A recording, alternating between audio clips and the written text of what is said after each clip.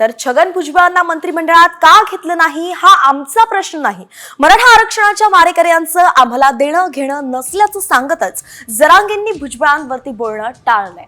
सरकारनं हिवाळी अधिवेशनात मराठा आरक्षणाचा प्रश्न मार्गी काढावा असं आवाहन सुद्धा मनोज जरांगे पाटलांनी केलंय। जरांगे पाटील आज पत्रकार परिषद घेणार आहेत आणि त्यात ते भुजबळांवरती काय बोलणार याकडे सगळ्यांचं लक्ष असेल।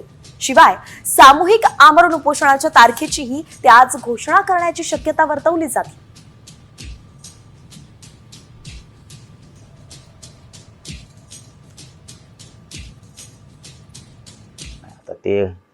ते मला नाही माहित त्याला कशाला काय केलं आणि काय नाही, तो आमचा प्रश्नच नाही। तो त्यांचा राजकीय प्रश्न आहे, वैयक्तिक।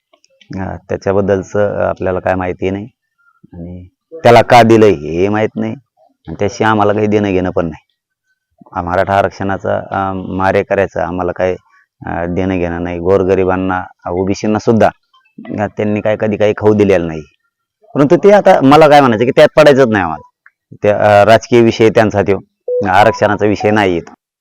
अंतरवाली या ठिकाणाहूनच उपोषणाची तारीख आमरण उपोषणाची डिक्लेअर करणार। ज्यांना स्वतः मनानं बसायचे, स्वतःच्या मनानं असेच बसणार आहेत। कोणावरती आमरण उपोषणाला बसण्याचं बंधन घातलं जाणार नाहीये कोणावरतीच। त्यामुळे ज्याला स्वतःच्या मनाने बसायचंय, घरच्याचा विरोध असेल तर कोणी बसायचं नाही। इथं येऊन तुम्ही आमरण उपोषण न करता नुसते बसले तरी चालतंय। ज्यांना सहन होतंय त्यांनीच करायचंय। या स्वरूपाचं सामूहिक उपोषण ते होईल, पण नाही कोणी बसलं तरी मी बसणार आहे।